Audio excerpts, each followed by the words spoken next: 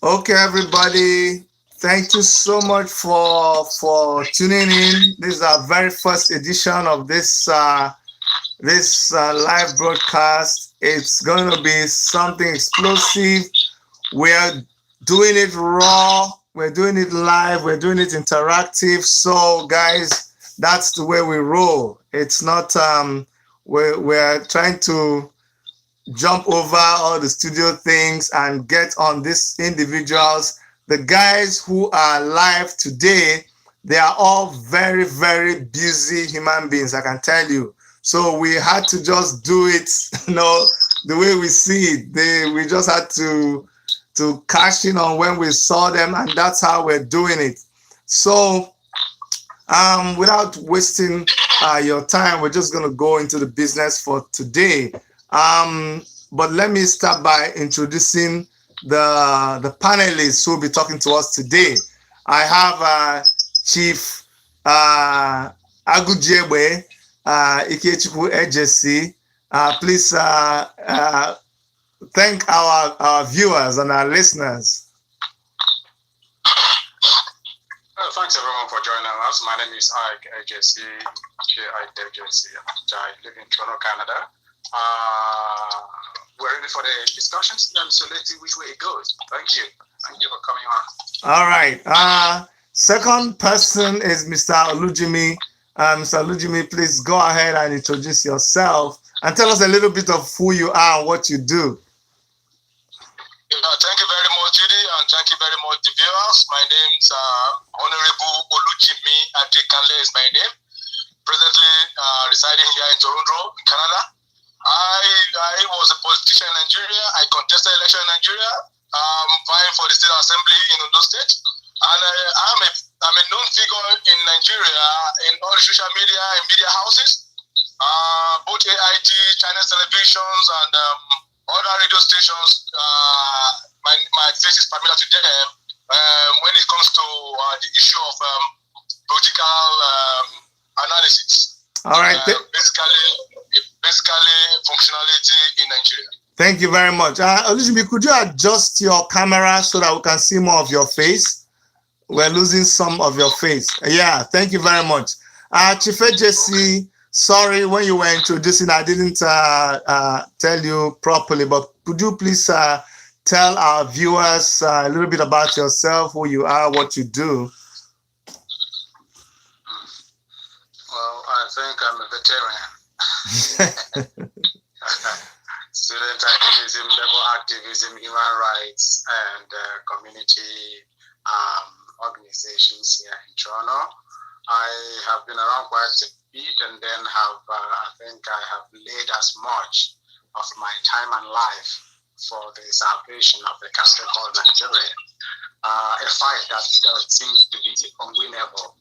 But that said, we will continue to fight until we get a better country or a better place where all the people can live, either together or separately, as peaceful people and enjoy the best of life.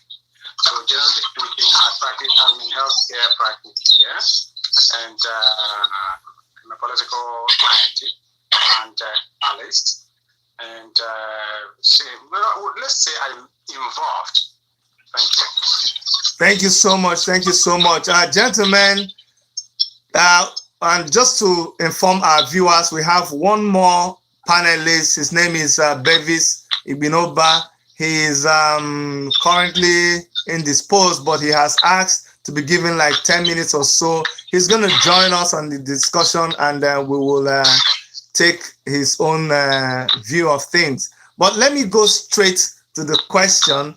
This discussion is titled Fixing Nigeria, a Bleeding Nation. But am I really right in setting the topic like this? Let's find out first of all. Do we think that Nigeria is bleeding or that Nigeria needs fixing in the first place?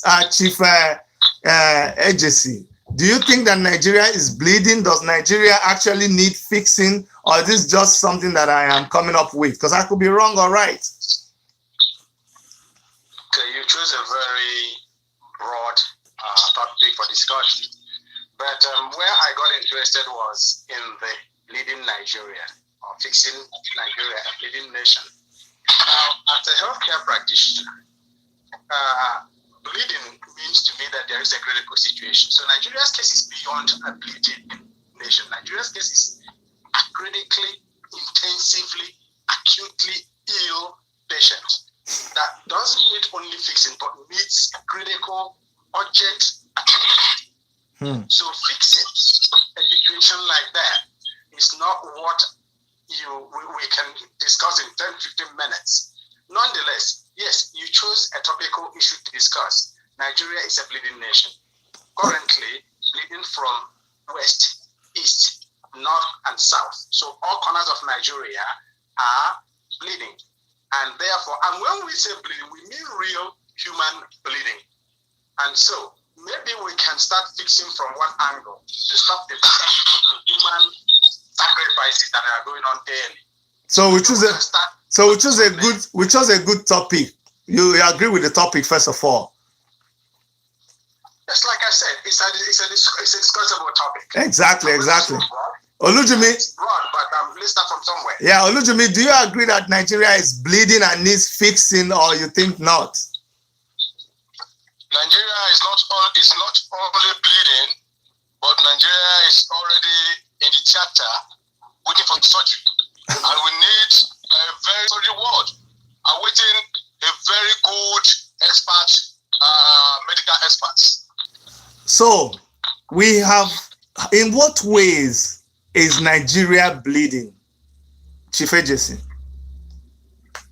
Okay, generally speaking, Nigeria has bled from 1914 and continues to bleed till today. So now, the question is, let us face the practical issues. Nigeria bled seriously from 1967 to 1970. Nigeria bled in 1993 from 1991 through to 1999, seriously. And in the last 4, 5, 6 years, Nigeria has bled even more. Now, the bleeding occurring in Nigeria is not just the human bleed, the human sacrifice that is going on daily. It is a bleed that is both economical, political, social, even religious. Every aspect of the Nigeria's life is totally bleeding. So I wouldn't know which area you would want us to focus the discussion on the bleeding Nigeria. I was going to pick one aspect of bleeding Nigeria. Nigeria as a terrorist country today. The case of Boko Haram.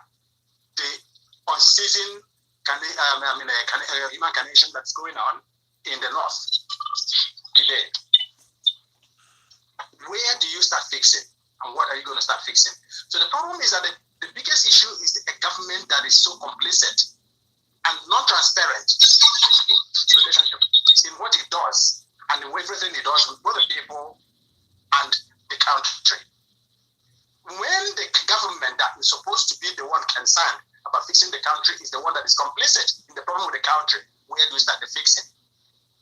So where do you start stopping the bleeding when the government has, by its statements, actions, and pronouncements in every way, shown that he has every complicity in what is going on? It becomes difficult, therefore, to fix the bleeding because the government doesn't admit that there is a bleed going on. So for you to solve a problem, first you must admit there is a problem. Then you begin to find ways to deal with that problem. The government, whose responsibility it is to begin to fix this problem, the bleeding nation, has refused or deliberately chosen to ignore or deliberately chosen to completely believe that there is no problem. So if you're going to start fixing anything, where are you going to start? So I think you should get a start from the head. And just like my friend Olujimi said at the beginning, Nigeria is in dire need of surgery and needs an expert to begin to fix it. Do we have those experts on hand right now? Thank you. All right, Olujimi, how do you think Nigeria is bleeding? You see, the foundation of Nigeria was faulty. We were built on what I call deceit. I And you agree with me, any house that was built without a good foundation would everything collapse. Mm-hmm. And that's what we're experiencing now. You see, Canadians love Canada. Americans love America. Mm-hmm. But the question now is, does Nigerians love Nigeria? It's capital no.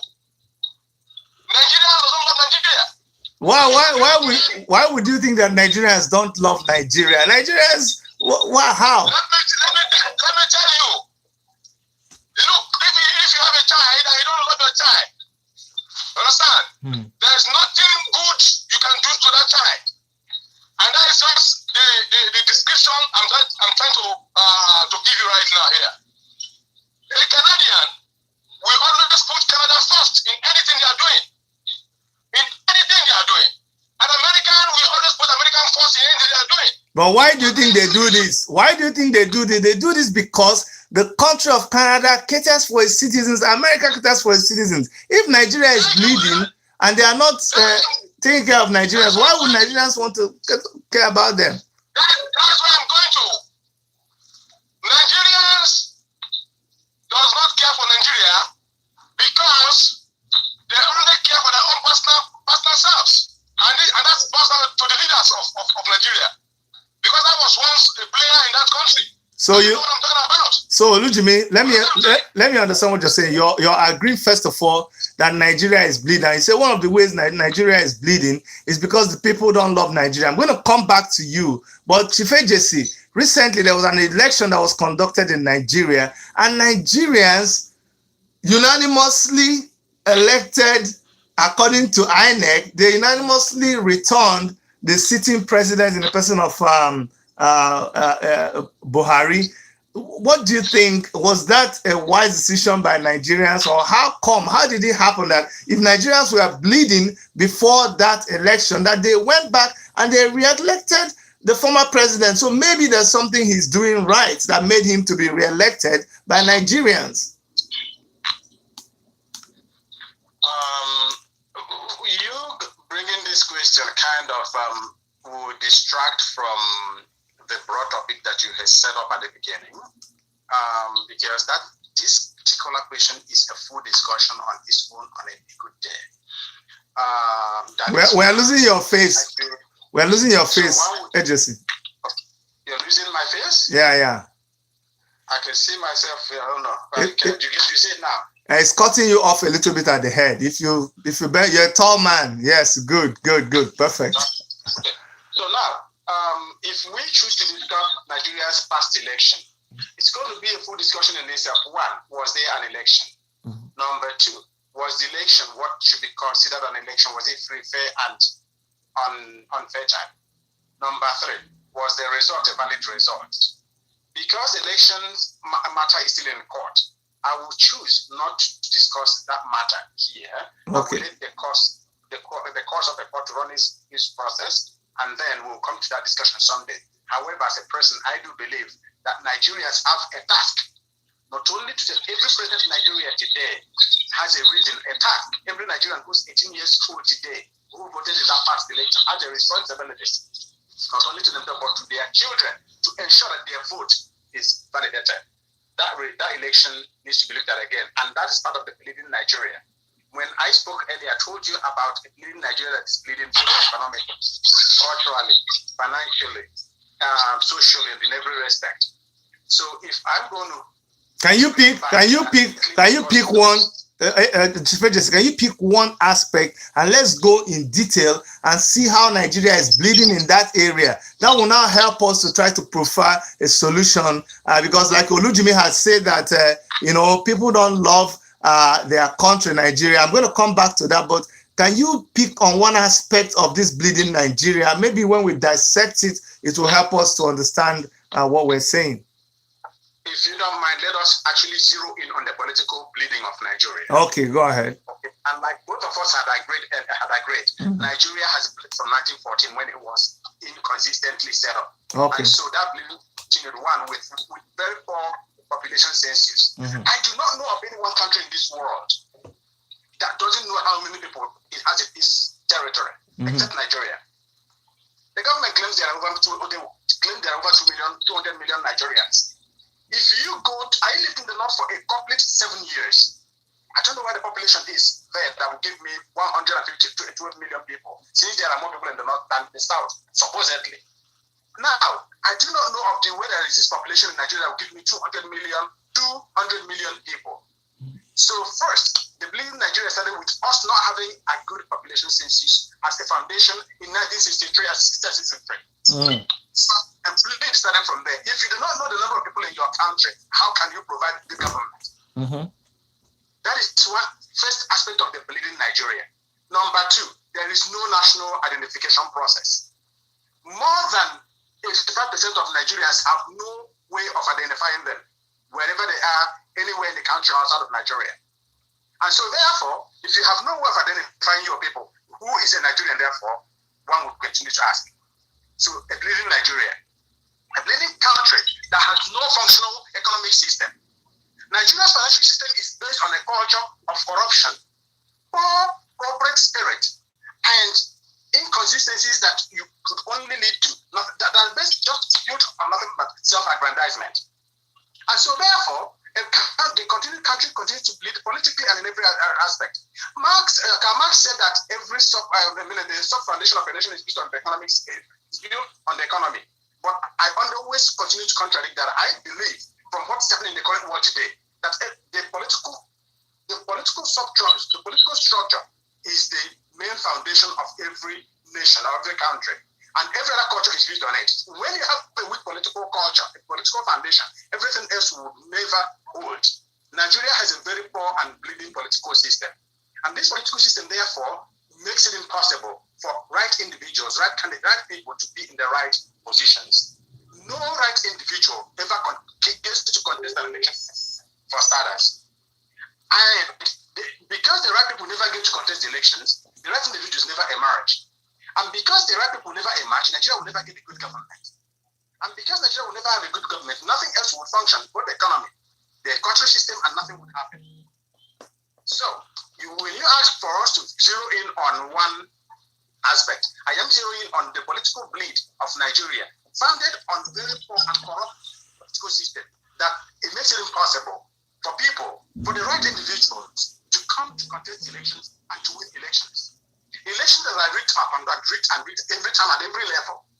That elections mean nothing in Nigeria. Everywhere else in the world, in fact, most countries of the world, an election is a process. You now bring new blood, new system, new breath into the governance of the country of the state. But Nigeria's case is an entirely different ball game. So their election produces any political system. I mean, the Nigeria's political system doesn't produce the right individuals that can lead this country. So when my friend spoke about a country that is in their need of surgery, that needs an expert to perform the surgery, how would that expert emerge when the system already is totally badly corrupt? So the Nigerian political system is in a bad shape. So bleeding so badly in a critically intensive, acutely situation that it needs urgent surgery to completely take out the cankerworm that's really eating deep into our lives. Because the bad political system is killing both the cultural system, the social system, the economic system, and everything else we do. A country like Nigeria has no reason to with poverty. Oh my goodness, we can't have this happening now. Of the year, we have the best vegetations. We have enough arable land to plant apples, and yet Nigerians are hungry. A political system that is so weak, that's so bad, that is based on corruption, can never ever move into any direction to create change, to create development, to create a life that can be sustainable. Thank you. The political system is bleeding, and I believe, therefore, if we start with fixing the bleeding political system. Okay, thank you very much. Olujimi, can we focus on another area that you think Nigeria is bleeding from? Is it just focus on another area, and then I'll try to bring in Davis. Yes. There are a lot of areas, but the main paramount thing according to what my brother just said earlier, Nigeria was built on deceit. First of all, I have to tell you, it may interest you, or it may look as if I'm joking here. Nigeria is not close to 200 million people. That's a blatant lie. That is one of the biggest fraud we build ourselves on. We are imagining what we are not. We said about 200 million people. I continue to wonder where the 200 million people. But they did that because of their own selfish interests to gain political weight in their various localities. You see, here in Canada, if you are entering the city, you will see a signboard written boldly, oh, this is Toronto, a people of 2.7 million. You will see the number of people in various cities as you are entering cities in Europe, in Canada, and America. But not as Nigeria. So tell me, we don't have a template. There's no template for that country. That's why I refer Nigeria as a banana republic. That anything goes. Because, for goodness sake, you want to provide private water roads and other amenities without knowing the quantum of people staying in a particular place. It can't work. Understand? So corruption is one of the main issues that is killing us in Nigeria. Money that is meant for development of a whole community will be siphoned by single individual for his own personal gain. You see, I begin to wonder how people who are in Nigeria. I'm sorry I had to call names here. Like last week I was on social media. I was going through this social media on Facebook, and I saw a senator for the Federal Republic of Nigeria displaying various exotic cars, ranging from Rolls Royce to Lamborghini to Ferrari to all this, about almost 30 vehicles in his compound. And I continue to wonder, these are the money that are supposed to be made to develop the people. These are the money that belongs to Nigeria. And somebody, I'm going to ask myself, how many cars will he ride? He has Lamborghini, he has Ferrari, he has Rolls Royce, he has G-Wagon, he has Range Rover, he has all manner of cars back in his house. And I'm talking about my own good friend. That we did this struggle in Nigeria. Tina Melai. These are the issues I want to point out. But let me tell you something. I'm telling you, I was wondering that those vehicles, Bill Gates cannot keep those vehicles in America and survive it. He will go by the clubs. Ask me why. The car I'm in here now is just a Sienna 2018 model, and I'm paying $500 per month for insurance on this. So imagine me having a Rolls Royce here in Canada. How much I will pay for insurance? Talk about about 20 or 30 pieces of cars. How many cars is it going to drive? So, Lujimi, let me. Okay, thank you. Yeah. The world has gone clever. The world has gone digital and automated. And if we don't get into that system, we will not develop as a nation. Thank you so much, Olujimi. Thank you, Olujimi. You have just mentioned that corruption is one of the places through which Nigeria is bleeding. Now, quickly, Bevis, you just joined right now, and I know JC has to leave us. So you want to say something before we go to Bevis, because I know you have to run off. Yes, before Bevis takes my place, I would want to address one aspect again that I think is important for us to bring up here on the question of bleeding Nigeria. And this case is quite recent. The ongoing slaughter currently in Zamfara, where we have heard that gold has been found in commercial quantities. What many Nigerians do not know is that gold has been in commercial quantity in Zamfara, Katsina, Kebbi for the longest time. Solid minerals have been so much in commercial quantities in Plateau State, where I lived for 8 years. Unfortunately, the government planted its heads in the sand like an ostrich, while the exploration of these solid minerals go on, because the individuals that benefit from it pay to sponsor the governments that get into power in Nigeria, from the northern part of Nigeria.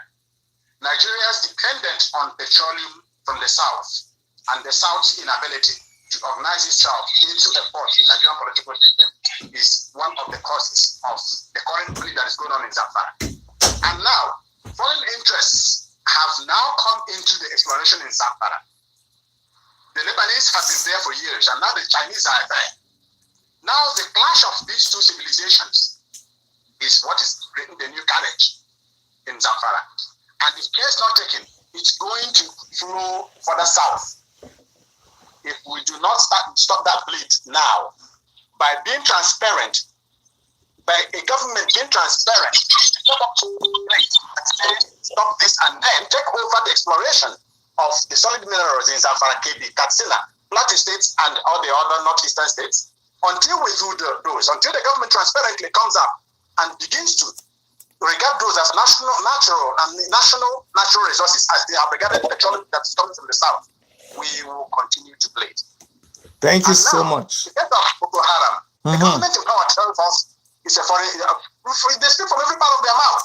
One moment the government is telling us that it's foreigners, and next moment they're telling us that the Boko Haram is our brothers. An attack on Boko Haram is an attack on the north.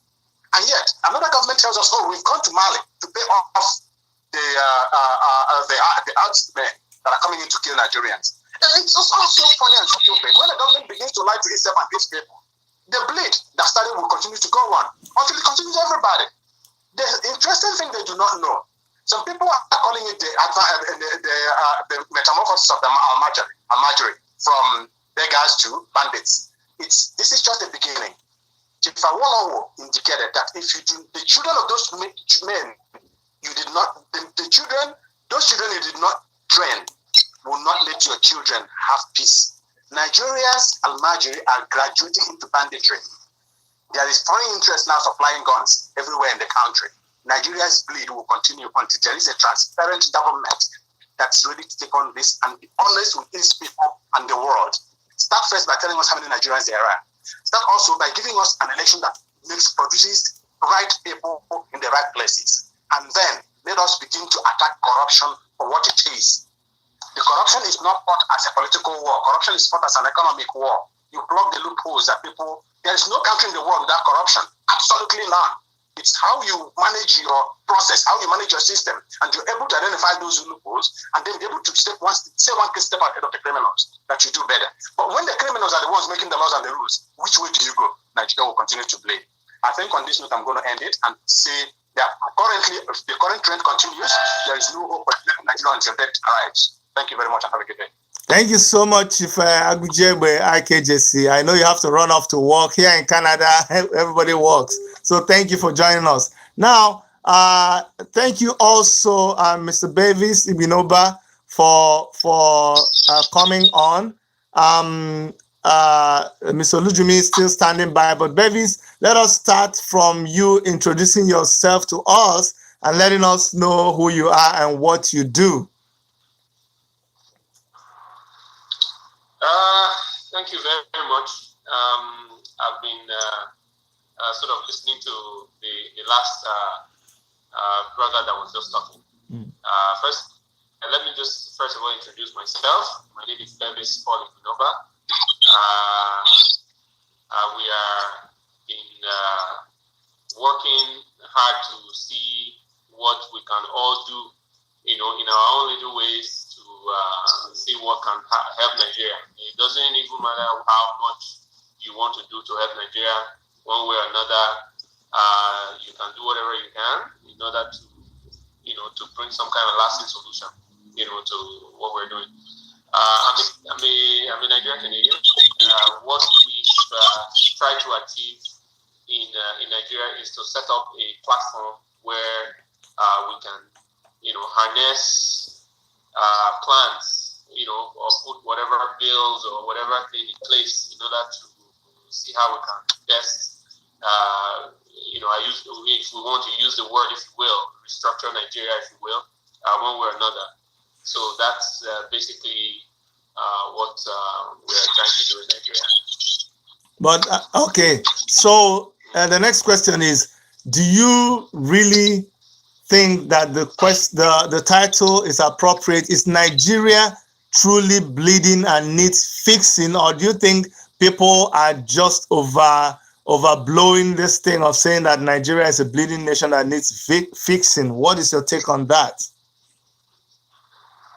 Well, I would first of all agree using the nomenclature, the word bleeding, is an understatement for Nigeria. If I should put that, in proper context, We all know what Sorry, Bevis. Olujimi, can you turn down your volume a little bit? Olujimi, turn down your volume a little bit. It's echoing. Go ahead, Bevis. Okay. So we all know, we are all aware what Nigerians are capable of doing, from the worst to the best. We all know the problem we think Nigeria has, to use the word bleeding. When something is bleeding, it just basically means you have recognized that you have a visible problem. Problems that you can actually, just like someone had any kind of incident and they see blood coming out of their skin, the first thing you do is check yourself into the hospital. Yeah. And the first thing is, the doctor doesn't need to ask you what is going on with you. They're seeing blood. The next thing they want to do is profile solution on how they're going to stop that blood from excessive bleeding. And then they sit down and say, okay, you know what? We'll stop this blood. What do we do next? Now let's figure out how to stitch you back up. So Nigeria, looking at what is going on in the north now, from all the killings and all that, those are the symptoms of the problem that has been happening in Nigeria. We don't know who we are, basically. We need to go back into the drawing board and look at what we have done wrong and what we've done right. We don't need to reinvent the wheel. Nigeria itself does not need to reinvent the wheel. We can simply take what is going on out there in the developed nations and look at the reality on ground and just marry them both together. So simply put, Bevis, you actually agree that Nigeria's case is beyond bleeding. That's what you're saying. You're saying it is beyond bleeding. It's an understatement. Okay. It's an see. If you go out every day, just walk out on the average street of Nigeria. Forget about what you are seeing on TV or on radio or on newspaper. Newspaper blows things up. TV blows things up. A lot of people blow things. Like when somebody dead in Kano, then the whole Nigeria they are dying. Someone dies in Benin, the whole South died. We understand that, but the gravity of the reality on ground in Nigeria is simply the fact that you have such large population of individuals who are just sitting every morning, no job, nothing to do. They just roam around looking for the next thing that will put food on their table. And then, go to the north where politically there is no election in the north, as far as I'm concerned. So you have a whole bunch of these people who just want to suppress an average young person to just listen to them, and that's all they do. So in the process of doing that, you realize that people are they don't have anything to do on their own than to listen to these guys. So by so doing, they give them food to eat. By so doing, they have to report to them all the time. And then when they do that, they have no voice of their own. So the more that happens, the more you want to keep people suppressed. But what they don't realize is, as people get suppressed, you are just in the wrong meal. Eventually, the meal is going to boil over. And when it boils over, you will have no way of stopping it. That's what happened with Boko Haram. That's what happened with the herdsmen. And that's what happened. All these things are all political driven. And is killing the country. All right. Thank you, Bevis. Bevis, one second, Bevis. Olujimi, yes. Let us now zero in on solution. What is the kind of drastic, because when somebody is bleeding, It's past first aid.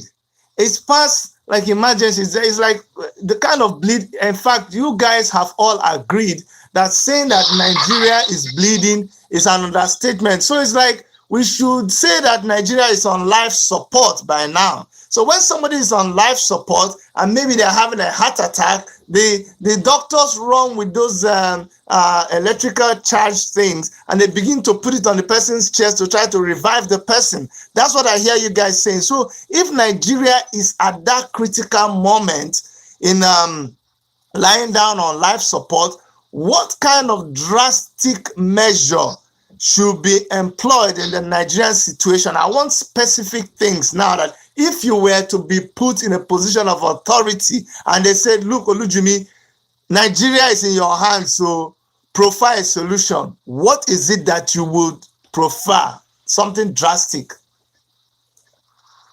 Yes, thank you very much, Chidi. Well,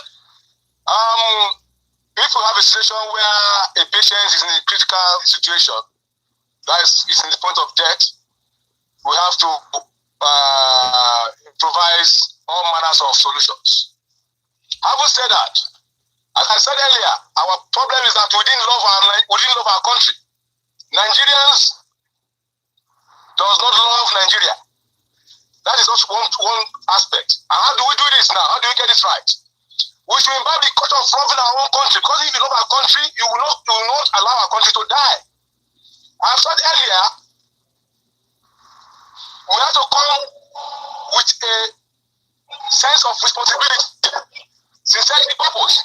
That okay, now if I'm opportune to be in the Home of Affairs, the first thing I will do is to make sure that I purge myself.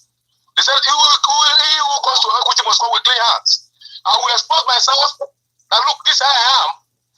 The money I'm receiving as the president of Nigeria is enough for me and my children to eat till I die. I don't need to embezzle any money. That statement alone, we call others that I'm going to work with in building Nigeria. For instance, now, I don't know if it's true. Forbes carried it about last month that the son of our president is one of the richest guy in the world. And I'm going to wonder where is the integrity of Mr. President. These are the corruption issues I'm talking about. But if he has come out clearly that, oh, I am Mr. Integrity, I am clean, here's what I'm taking. If you see anything that is added to this, to me or my family, then you have me home responsible. So what's the solution? Olujimi, so what is your, because we're looking at critical things. What is that one? I'm looking for that one thing, that critical intervention. Okay, you want to come in here, Bevis? Yeah. Okay, Ben, go ahead. Let me come in here. But Bevis, before you speak, the question I was going to throw to you is that Olujimi said Nigerians don't love Nigeria. Do you agree with that first of all, and then you can make your? No, I don't. Okay. Okay. I don't. If I when I say I don't, let me also just correct the fact that I probably understand what he's trying to say with saying Nigerians don't love Nigeria. Simply because I'll correct that and I'll come back to what I've already said. I believe he's trying to say that we know what is good to fix Nigeria. We know what is good to try to deal with the issues of what needs to happen. Everybody, the president, the governor, the local government chairman, all these guys, up to directors, DGs, ministers, everybody, they all travel. They all go overseas. Mm-hmm. They know there is not one of them that don't go to Dubai, New York, Toronto, London, none. They all go to these places and they know what happens there and they know what needs to be done. If they bring half of that to Nigeria with the resources that is available, they will do it. It is not being done for obvious personal reasons. So when you see something like that, you can easily say, we don't love our country. If we love our country, we will make sure these things with the resources we have. They have half of what we have, but they can do what we don't even do. So that is where I believe it's coming from. However, I think Nigerians do love Nigeria. The reason why these things really cannot happen the way we are looking at it is very simple. The people on the elites don't care about what the young people do. They don't care. The reason why they don't care, if they care, what they make as in resources, as in money or interest will not happen if they do. So, having said that, what is the solution? We're just only complaining about the problems, the symptoms and all these things. What is the solution? You must go back. You can't keep moving. It's like a driver. Keep driving. You just keep looking in the rearview mirror. You don't look forward. What's going to happen? You're going to happen. You're going to crash. You will crash if you don't keep looking. You just keep looking in your rearview mirror and in the back seat. There's no way. You will crash, and that's what's going to happen in Nigeria if we don't. So we need to just go back and look at what in the first place. To love your country, the only love you can give to your country is to return love back. The country does not provide you water, does not provide you free education, does not provide you free health, does not provide you road, you provide water for yourself, you provide electricity for yourself, you provide every single thing for yourself. There is nothing to love. Nothing. It's impossible for you to love someone who gives you nothing. So I think that's number one. Why? How could that now happen? Recognize that what is Nigeria? What are you loving in Nigeria? Are we really in Nigeria? Are you really a Nigerian? If you ask every Nigerian today and ask them, are you a Nigerian? You say yes. Why? You say, I have a passport. Really? No. You're not a Nigerian because you have a passport. Nobody can even answer that question. Why? Nobody have come to sit down to accept that we are different and we are not the same. We are not the same at all. We need to accept that, number one. Once we agree and accept that, okay, fine. Now, what do we do now in order for us to start respecting each other? And then we'll say, you are north, we're south, you are so northeast, you're northwest, southwest, and then let's have an independent autonomy to states. Let states have autonomy. Once states start having autonomy, then that is the number one step. These are people who you can easily reach out to those downtrodden people. The federal government cannot. Can I ask Bevis? Sorry that I'm cutting you short. Let me tell you what I'm thinking. Right now, as me and you are talking, there are people, like you said earlier, there are people wandering the streets of Nigeria. Whether they voted for Buhari, whether they voted for Atiku, whether they voted for Showore, politics has come and gone. These guys are hungry. They have not eaten since morning. They don't have light as we speak. They don't have water as we speak. They don't have a job.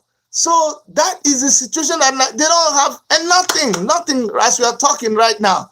What is the immediate way of solving these people's problem? That's what I want to hear us begin to zoom in on, what is to be done, because there is a guy who is at the point of taking a decision to carry a gun and go and rob. You understand? It is the person that I am worried about right now. The guy who is almost about to carry a gun and go and block the road and rob, or go and involve themselves in kidnapping. These are the ones that I'm worried about right now. Jimmy, you want to help me? How can we? Because there are guys. Let me tell you, there are guys who are begging me.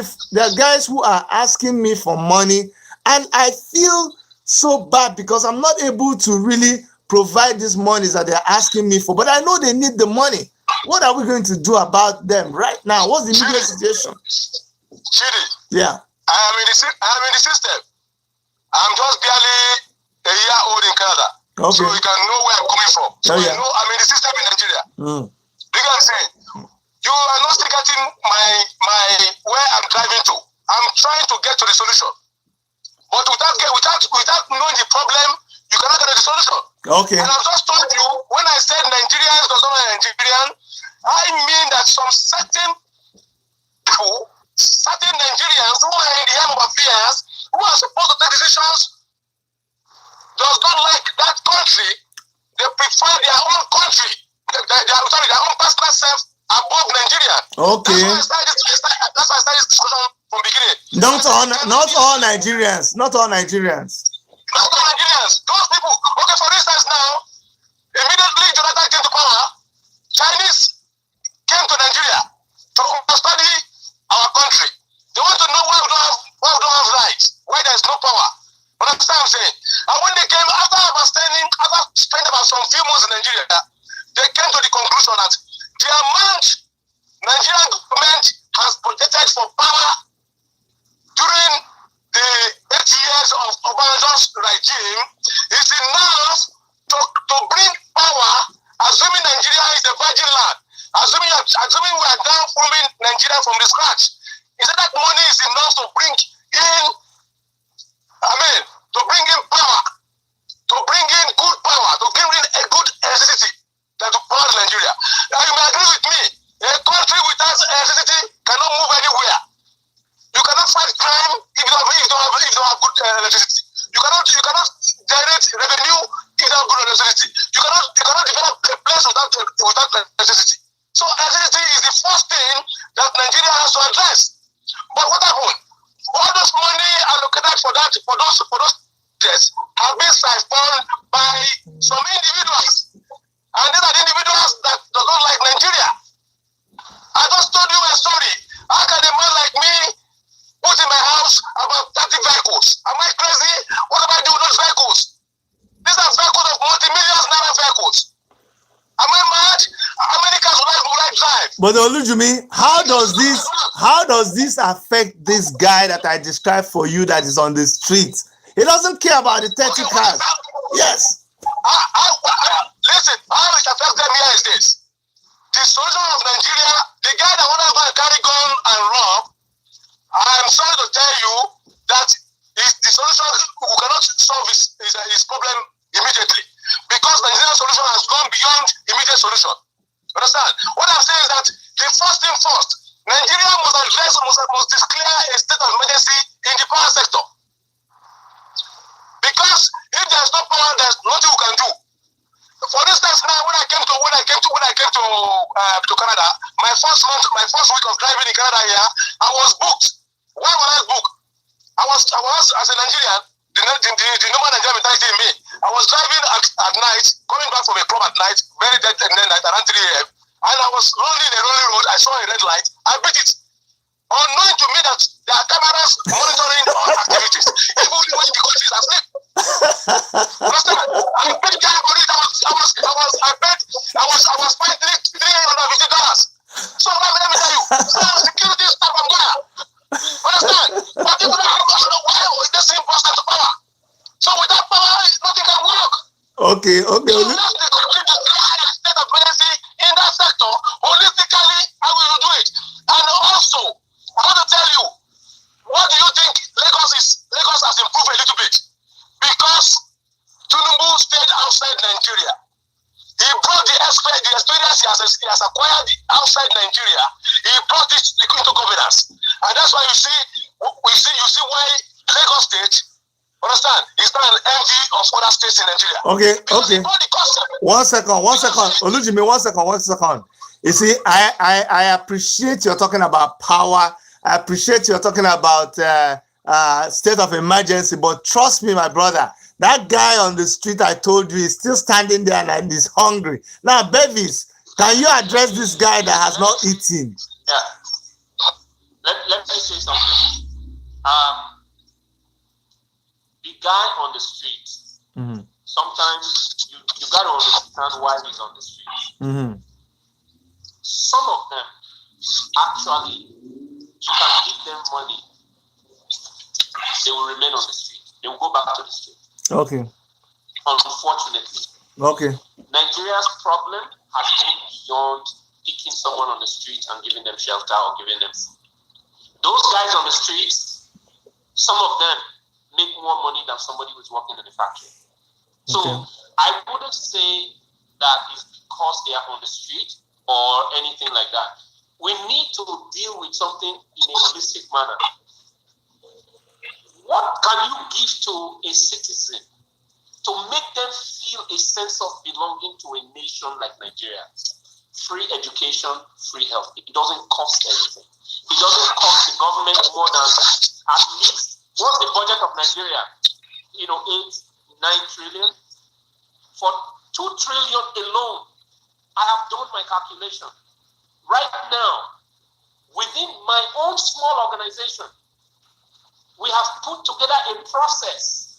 How much is university?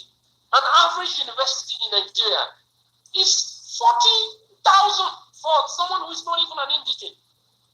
An indigent pays 28,000.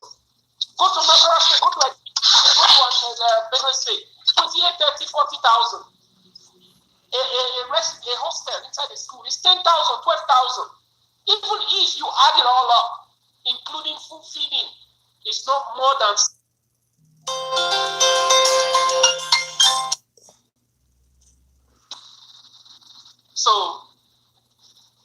So if you add 60,000 together and calculate the number of people that are in school in universities, it's not what is. So if you add everybody together for 2 trillion, you can take care of healthcare free. You can take care of education free. There is no reason why you want to be subsidizing fuel. So for what? How many young people go out there and driving cars? How many youth are driving vehicles? Why are you subsidizing fuel? How many of them are driving vehicles? So these guys, they can't afford to go to school.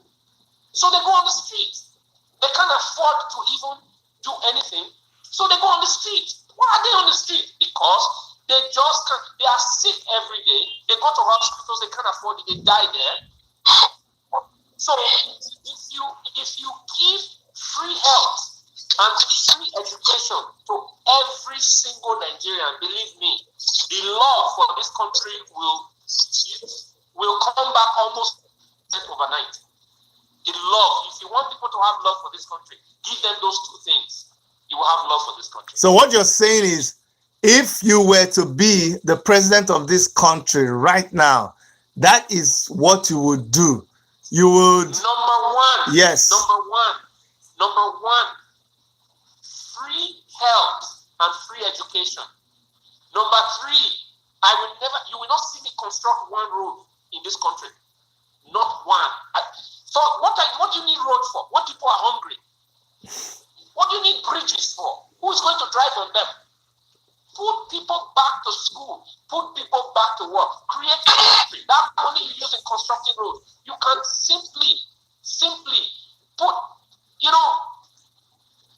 like average entrepreneurs. What do they want to do? They want to sell their little thing. They want to pump money into those industries. There are young people who are, when you talk about, little boys, they are doing bad things, they are doing Yahoo.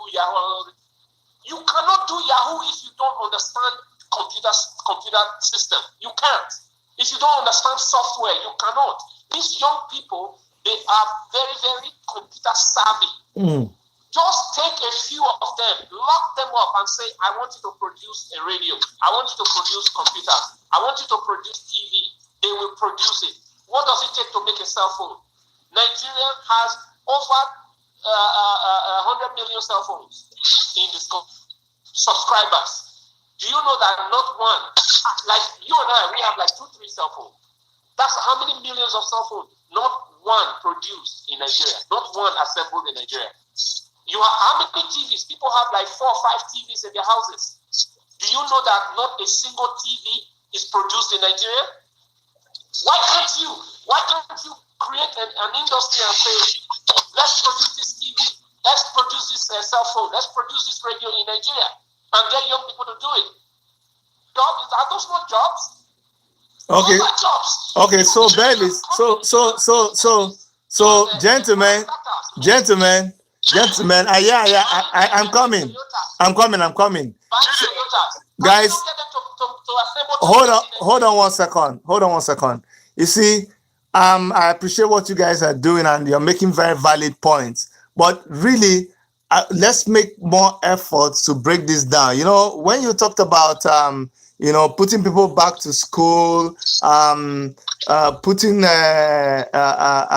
establishing industries to give them jobs, I'm still wondering in my head, like, we wake up.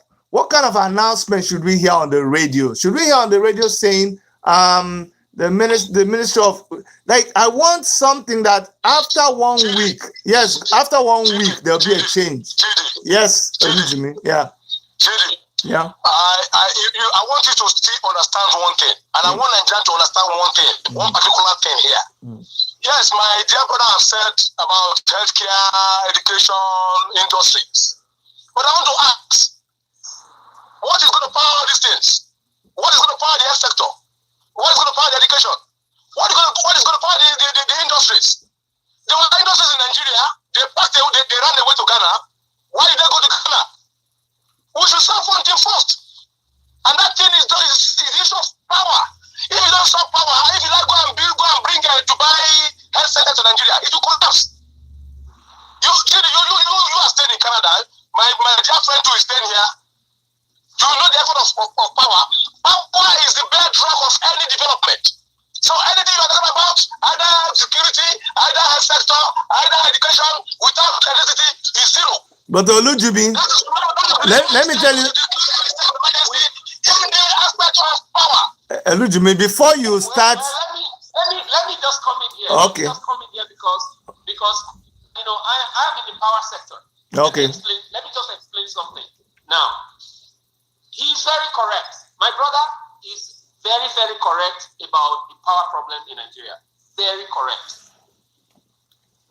What we don't know, if you bring the power in the US, in Canada, and drop it inside Nigeria, it will collapse the next morning. Manitoba Hydro was in Nigeria. Why did it collapse? Manitoba Hydro, one of the best in Canada. Manitoba Hydro, I grew up in Winnipeg. I'm a Winnipeg boy. I know Manitoba Hydro. They supply electricity to part of the US from Canada. They came to Nigeria. I don't even think they lasted for 2 years. They collapsed. Why? You cannot change Nigeria unless you change the policy that guides it. Power, there are companies that are producing power. Production of power in Nigeria is not the problem. There is hundreds of millions of megawatts produced in Nigeria every day. The problem is your transmission, your cabling. That's where the problem is. And the policy that guides the power sector, the constitution. So for you to really change something and say, let's go drastic today, is to take the 1999 constitution and everybody will gather in the place and light it up. And we start to produce a new one. That is the only way to say, let's take the 1999 constitution, throw it inside one big fire, and let everybody gather around it, and we start to write a new one. Now, for the first time, Bevis. If I tell you the laws and policies let me give you a very simple example of what my company does. We came in to you don't even need for it. The Canadian companies, they are interested to come and bring their money and build those power plants. A lot of companies from Norway, from Sweden are here to come and produce and build those power plants. The The problem, all these my own, is killing this country. My own. The country is bleeding, not just because the system is not working, but because you have regional preferences, you have tribalism, there is so much within the individual greed that is killing the country. So, production of power in Nigeria is not the problem. It's the political will and the ability for everybody to sit down and readjust all the policies that guides it. I cannot produce power for you in Lagos State to use unless you call the federal. Is that like that in Canada? No. Is that like that in the US? No. You walk into an office and tell them, I want to produce power. They give you your license, you go produce it and you give it to people. Very simple. But that is not what it is in Nigeria. You cannot do that, otherwise the policy will stop you from even doing it. So let's change all these policies and discard the constitution. Very simple, and build a new one. That is the only way that, if you're looking for drastic action, but will that really help? Can you take the constitution and throw it in the garbage? Right? It's the most impossible thing, because you have to get the National Assembly involved. And who are in the National Assembly? 60-70% are from the part of the country that don't even want it to work in the first place. So what do you do? There's a class of generators. There's a class of generators. Yes, you need to go back and tell people, we need to understand that we must go back to confederation and just understand, say, let's do this over and let everybody buy in. Okay. This at least I've heard you prefer a drastic solution. Your solution is we all go to bed, we wake up, and the federal government says that due to certain reasons, blah, blah, blah, we have decided to set aside. No. First of all, we have decided to convene an emergency session of the National Assembly and the Senate to decide on what is going to happen with the Constitution. Isn't that exactly what they did with the Constitution Review Commission and all of those things that we call people together? No, that's not what they did. No, that's different. The national, take another thing, the National Confab. I was around during the National Confab. Everybody was there. From even the traditional rulers were there. From the emirs to the Oba of Benin, representations and everything. They all agreed and signed onto it. What happened? There was not enough time to sign it. That's what that's babies. That you're just confirming what I'm just trying to say, that this exercise has been done in the past, but who will implement it? You can sit together, you can bring everybody together for the national confab and everything, but after that, I would just say, to be honest with you, we all know what the problem is. The national confab, it's not going to work. Nobody's going to stand up and say, let's throw out the Nigerian constitution. I can tell you that for free. Nobody. You can cry from today to tomorrow. What's going to just happen is you have to engage people. While all these things are going on, while all these discussions are going on, let people, an average and ordinary Nigerians, feel dividend of democracy in the country. Let ordinary people put food on the table. While these other things are going on, you cannot really take one magic stick and just wipe it across Nigeria and have a solution overnight. I think what should happen is there should be a step-by-step process. There should be a process, as simple as it may sound. At least the Constitution has a huge problem. There is so much in the Constitution that will never make anything work. You have to change some of the policies and some of the rules. Okay, Olujimi, do you think that Nigeria is ripe for a revolution? Do you think Nigeria is at the point where the citizens should just go to the street, refuse, every worker, everybody just stop? Do you think that is a solution? Well, as you are aware, it happened in the Middle East. And I won't be surprised if we are throwing that pass right now in Nigeria. Because an hungry man will always fight back. And it has gone to the point where children are now sending their mothers for money. So we can see that the height of atrocities that is going on in Nigeria. I won't be surprised tomorrow when we see revolution. Because why? Our leaders are taking us for granted. They say that Nigerians are not, they are cowards. But mark you, an hungry man will get to a stage and you just think the other way. I say, look, let's go this way. Just what happened in Tunisia. It started from Egypt and it spread to Libya and whatever, and before you knew it, it spread across all the Middle East. And they liberated themselves. And I'm not surprised if we go that same way too. Thank you, Olujimi. One second. Bevis, quickly, because gentlemen, we've actually come to the end of the discussion. We have like 5 minutes to go. But Bevis, do you think Nigeria is ripe for a revolution? Do you think that is the way to go? Well, revolution is not done on a planned basis.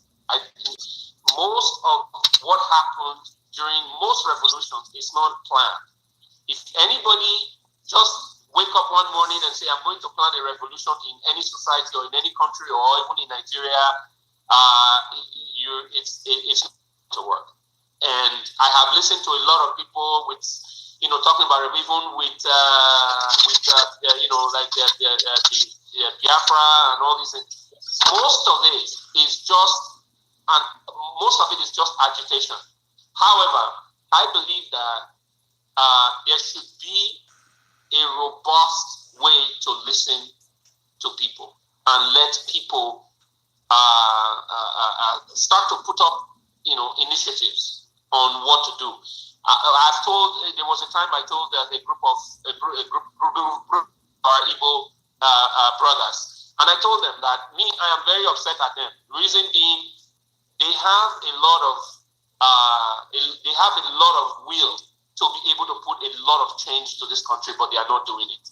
Igbos own I would say more than 80-90% of the trade in in Nigeria. If they decide one day to stop all the markets in Nigeria, the president will listen. If they form a bloc to put up, a revolution does not need to carry arms and go out and fight. You can stop trade and you can shut down all the stores. They will listen to you. And the Igbos are the only people that can actually do that because they control more than 80% of the trade in the country. But if you now ask students to now come out and start, we have a different orientation. Nigerians generally have a different orientation. People in the Middle East did it because it had to do with something relating to religion and something related. But it's not everybody in Nigeria that will do it. So there is a different orientation. Hello? Okay. Are you still there, Bevis? Exactly. Yeah. All right. Thank you. You touched on a very sensitive issue. I was going to bring it up in another day that we'll have this discussion. But since Olujimi is here and Olujimi knows about Lagos State, correct me, Olujimi, you were in Lagos State before you came to Ondo State. But I'm in Lagos too. I have a house in Lagos. Of course. Okay, good. Okay, good. But you see, the thing there is, when it comes to the issue of the Igbo man, you know that the Igbo man is so interested in his and focused on his trade that anything that seems to disrupt his trade he may avoid it because of where he is coming from, because of where he has suffered. If you're even going to do that revolution, revolutions run to days and weeks and months. If the revolution stops his business I'm not saying it is the right thing to do, but if it stops his business for a certain number of times, he is just not going to go ahead with you. But having talked about the Igbo man, there's this thing in Lagos about who Igbos should not be exerting their authority in Lagos. Igbos should pack and go out of Lagos. Tinubu actually used it as a tool during the election where he had this propaganda that Igbos are threatening Lagos, they should just go. It was a very dirty game they play. But Olujimi, you want to touch a little bit on the situation of Igbos in Lagos. For one, it was unfortunate situation. It was an unfortunate situation. As a Nigerian, I believe you can operate anywhere. And to me, I did not hear from Tinubu directly that statement, because he's a friend too. Tinubu is a friend, and he's like a father to me. Despite having a different political ideology now, but I don't think he will descend so low to make such a statement. You see, if you see the economic value, I told you that the concept Tinubu brought to Lagos that made Lagos a superpower today, so to speak, was because of the economic activities that was going on in Lagos. And Tinubu came with that concept from Europe, from Canada, America, where he stayed, and he brought it to Lagos. And by way of payment of tax, and who are the people paying tax? They are the traders. Go to our market. Dominated by the Igbos. They don't pay tax. Go to Oshodi. They are the Igbos. They don't pay tax. And if you know how much they're generating from tax, that's why he increased their IGR from about 200 million to about 2 billion monthly. Understand? When he was there as governor. And he brought all this concept from here. That look, you people have to pay tax, then we will provide to you what you need. And to an extent, Lagos State became a reference point. And having said that, the Igbos, as you said, they are one of the developers of states in the southwest. Even in Akure, where I come from, Ondo State, where I come from, Akure is the state capital. I'm sorry to say, the Igbos are now buying all the houses in Akure because they are very, very industrious, and they look at the long term benefits of things, of economic value of any place they find themselves. So, but I don't think what they are saying in Lagos is true, because I know we have some Igbos who are in the state assembly, we have some Igbos who are councillors. So it's just a political statement, because as you are aware that PDP supported Igbos candidacy in Lagos, and so even we have the Yorubas in the north that who are into getting some positions. So also in the east. So we are all interwoven. So that statement is uncalled for. But I don't think that statement is from Tinubu, actually. The only one I knew was from the Israeli when he said that Lagos people, Igbos should perish in the ocean if they didn't vote for a particular candidate. Okay. And I'm sure he has retracted that statement. Thank you, Olujimi. You know, I'm an Igbo man, and sometimes, because just like what Bevis said before, the ethnicity thing in Nigeria has so much dealt with us that it is difficult for you to make any statement without people seeing, listening to you through religious or ethnic filters. It is very, very difficult for you to say anything without people seeing the bias in it. But you see, when we talked about the Lagos issue, I wanted people to understand that Lagos used to be the capital of Nigeria, like Abuja now. So everybody just had to go to Lagos.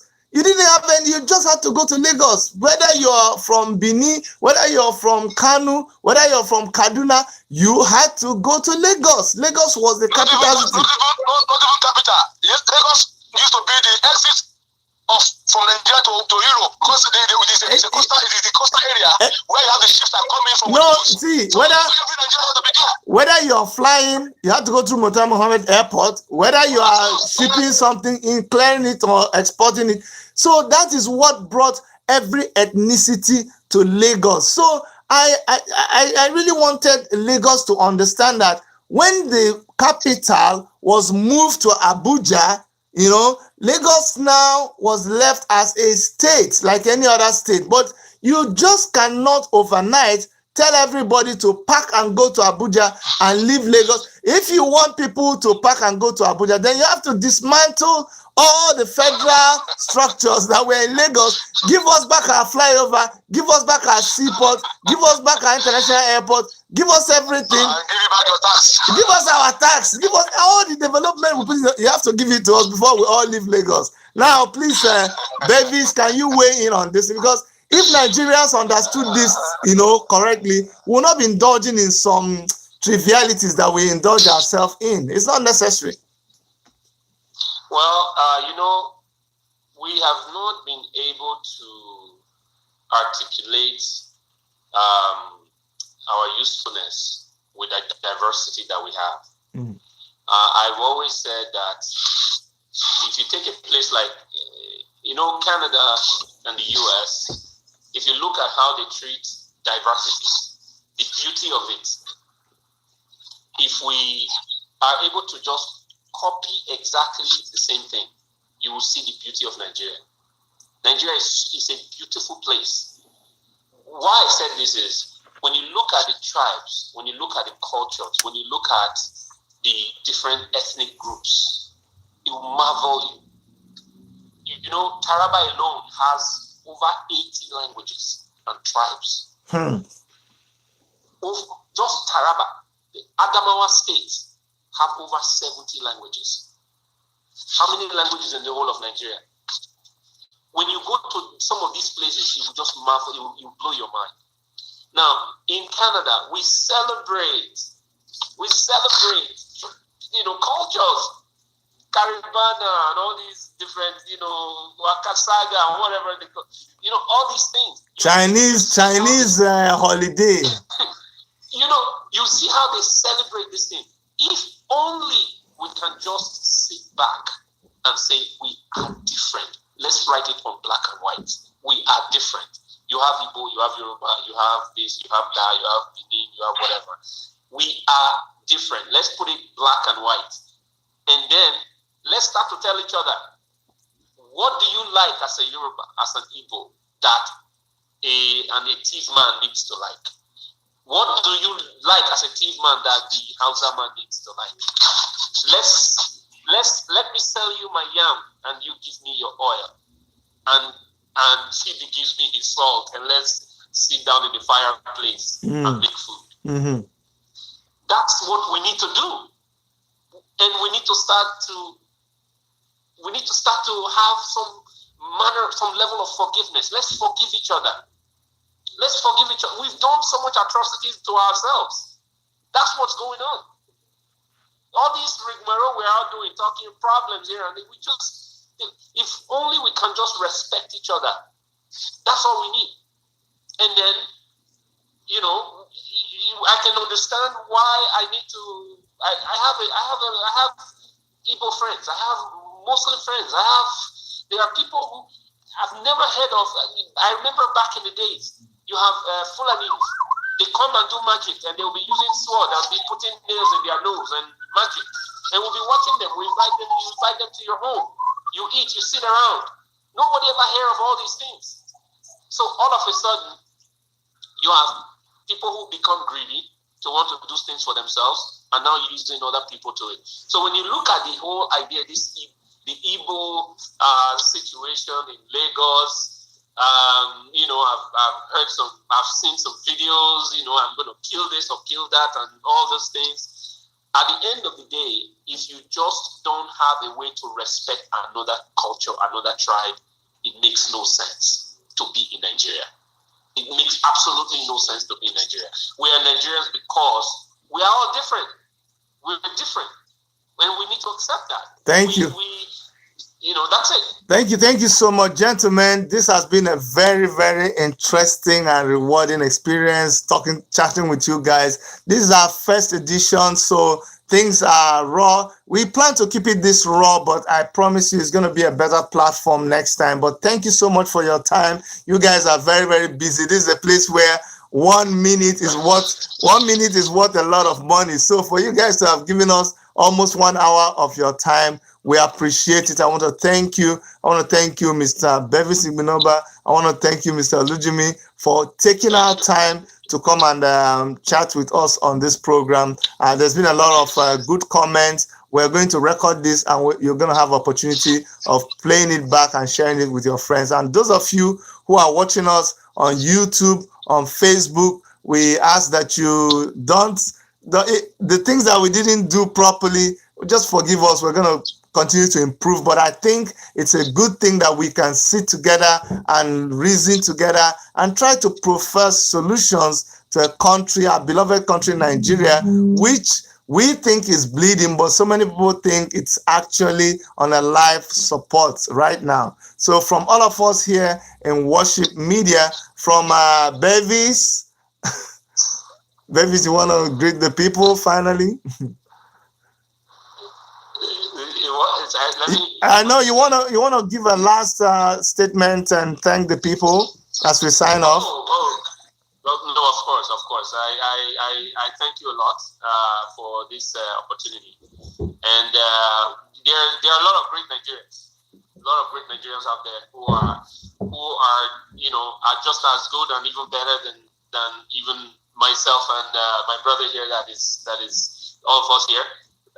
We just invite everybody next time to try to be a part of this and contribute their own information and whatever they have. Especially, like, of course, in Canada, there's quite a number of Nigerians now who are coming in droves that have a lot up there that can contribute to whatever needs to make Nigeria make a difference in Nigeria. It's one step at a time. You can't. Rome was not built in a day. So I'm sure as we have everybody, it will be okay. Thank you so much. Olujimi, your last comment? Yeah, thank you very much, Judy. I'm delighted to be here with all these wonderful co-presenters,